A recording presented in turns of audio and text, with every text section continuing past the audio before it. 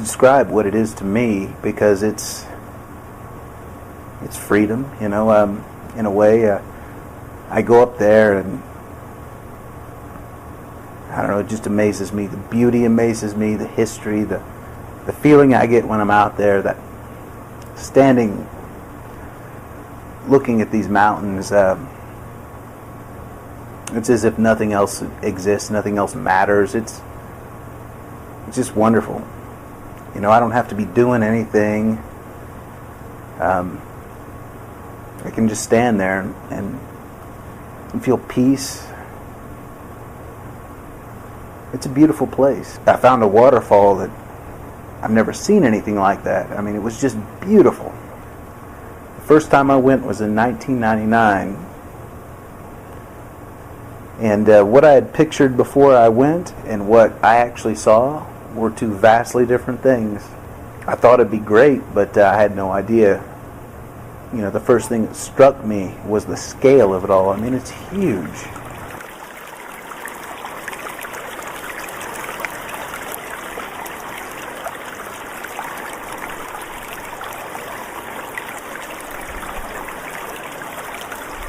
I guess like any vacation, it takes you away from the daily grind, but it's just such a different place from, you know, what I'm used to, which is probably what makes it special. You know, I think people that live around that maybe don't appreciate it as much as somebody that doesn't get to see it every day. But I could go back there every year for the rest of my life and never get tired of it. But so there's just so many things that are different, and so many things that are beautiful and just enjoyable about it.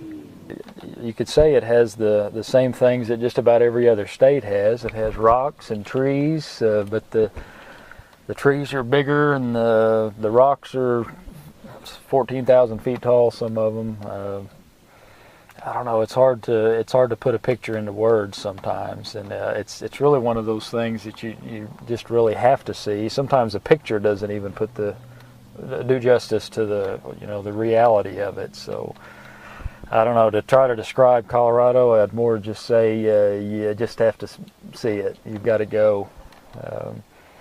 Everybody knows what mountains are, and I think everybody's seen, at least on television, seen a nice clear running stream and maybe some different types of trees like the aspens when they're turning yellow. But it's all, if you haven't been there and been able to see, hear the sounds, and take in the smells at the same time, I don't think there's any description that can really do justice to what you see there.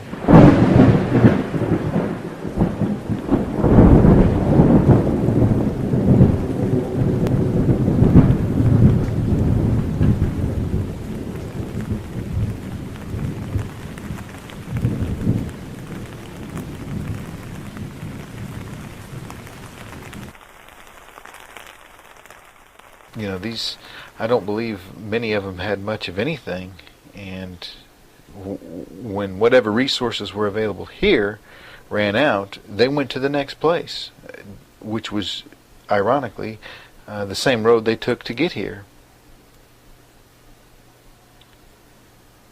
I think if we fail to see a great appreciation for the hardships that were endured, then we're failing to see what established this land.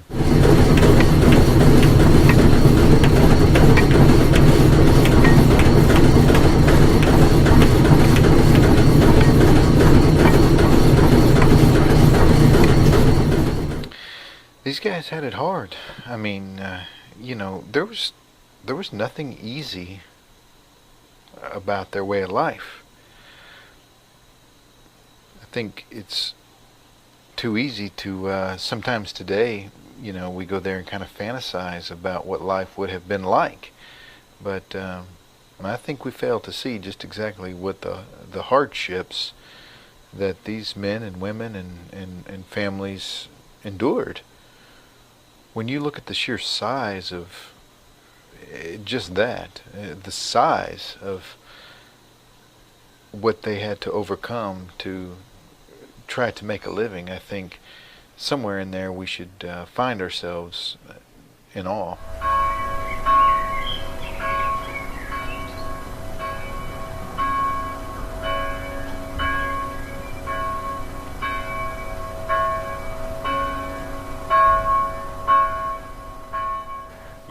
You can't describe in words what you see, what you hear, what you feel, what you smell, all at the same time. There's no words for that. You have to experience it. It is an experience. It's not a slideshow itself. There's more than just a slideshow, more than a book, more than history. Because while you're standing anywhere, you may be hearing a wild creature running around. You may be hearing a beginning of a rock fall. Maybe wondering if it's coming toward you or not. You're smelling aspens, cedar. You're hearing a train whistle that was built in the 1800s. You can't put that in a word. It's an experience. You have to experience it to know what it's like. You can't look at a picture, you can't read a word, and you can't grasp by someone telling you what it's about. You have to experience that yourself.